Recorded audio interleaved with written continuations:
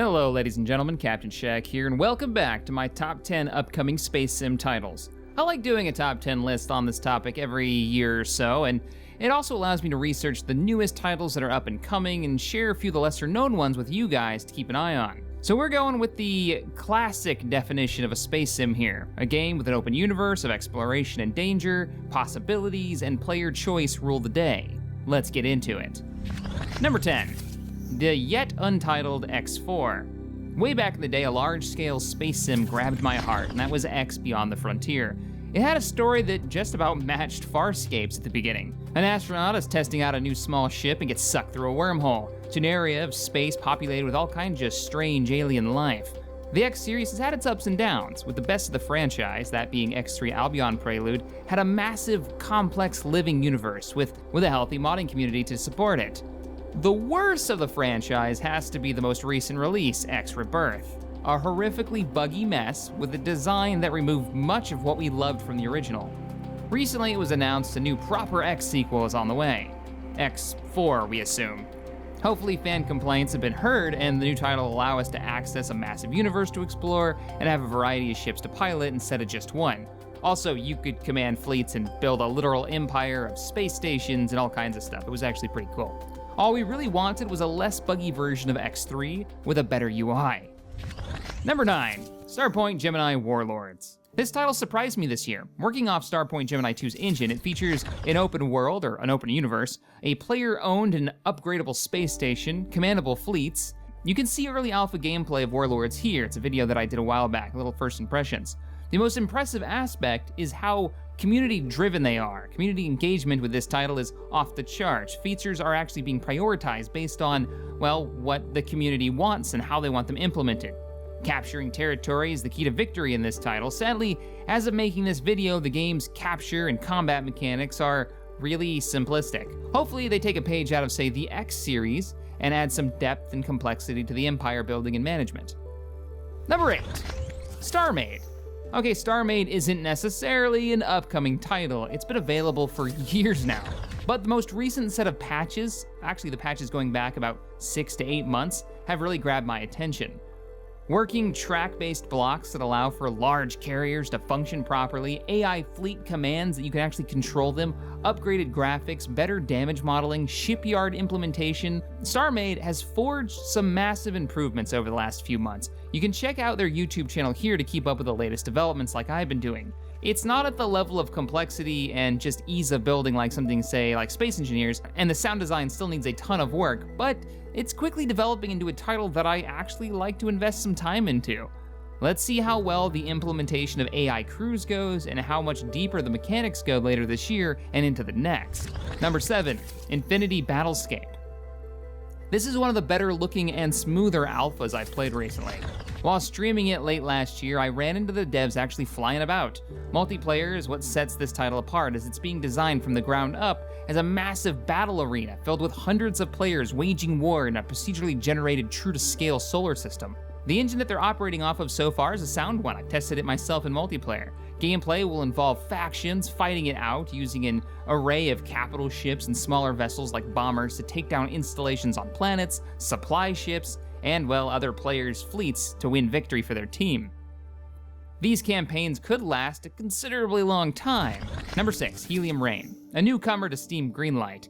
Going for a more realistic style, you choose how to play, be it a fighter pilot, ship captain, or the owner and operator of your very own space empire. The title takes place surrounding a massive gas giant Nema that's surrounded by rings of metal and rock used as the primary resource.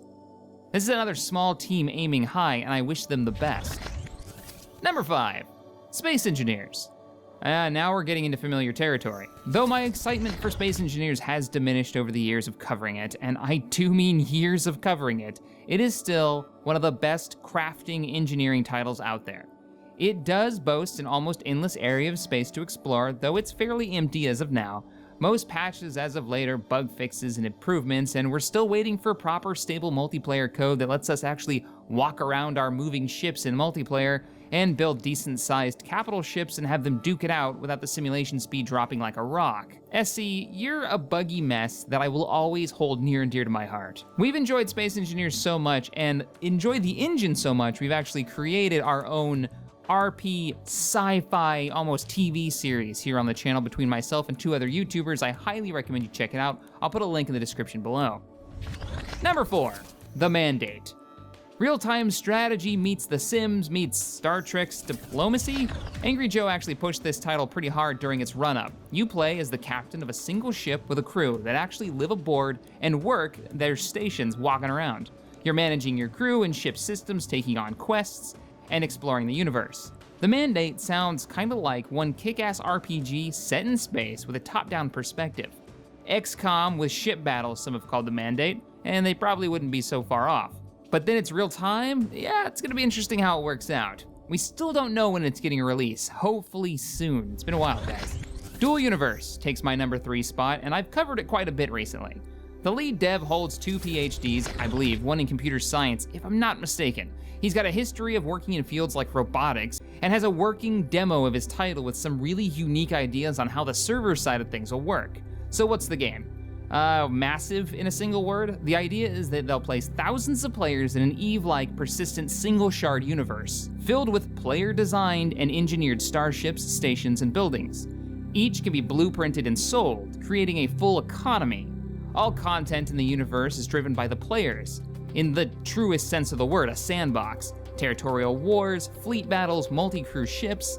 I recommend you check out my past videos on Dual Universe, including an interview I did with the lead dev himself, for more info on how all this could be possible. But that one is still a ways off. Number 2, Star Citizen. Yep, still on one of my top spots. It's not number 1 at the moment, only because number 1 is really close to coming out, and I bet you can already guess what it is. So I'm far too hyped for that title right now than, say, Star Citizen, which is still a ways off. Star Citizen remains, though, the largest crowdfunded gaming project ever. It focuses on detail to the micro level, and it's astounding how good it actually looks. Patches keep rolling out, with the most recent of writing this script, the Persistent patch, which allows for players to make money and shop for clothing, actually adds a little persistence to the universe. Star Citizen is going for a handcrafted universe, which is kind of different than the majority of titles on this list so far. The story-focused Squadron 42 is due out at the end of this year, beginning of next, which has a very much old-school starfighter feel to it, and the PU, or Persistent Universe, is due out sometime after that, which will play more like a living, breathing MMO full of pirates, player factions, and hopefully me captaining a Serenity-like salvage vessel. I really want one of those salvage ships. Number 1, well, for the next couple of months, No Man's Sky.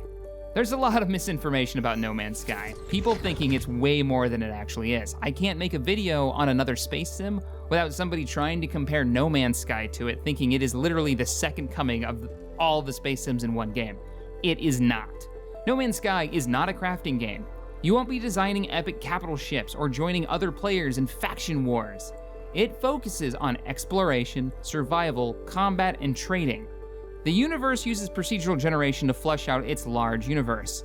Something on the scale of 18 quintillion planets is what they're quoting, which is largely just a meaningless number, as it's generated data from a limited pool of assets and resources. They could pull any number they want out their ass, it really wouldn't matter.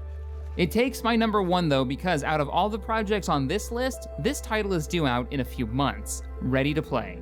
You can make contact with different races, friendly or otherwise, trade for tech, with the goal of reaching the center of the universe. I don't think it's going to be the end-all be-all of space sim titles. I mean, how many times can you see a different colored goat and say, wow, look, a new alien species? But it should be a nice diversion while we wait for games with deeper mechanics to come out. Do you have a space sim in mind that you're really excited for that I didn't mention? Let me know about it. I love reading about new games that are coming out, especially ones with new and interesting game mechanics and features to them. If you enjoyed the video, hit the thumbs up button. If you didn't, smack the dislike and let me know. Thank you guys for watching, and I will see you next time.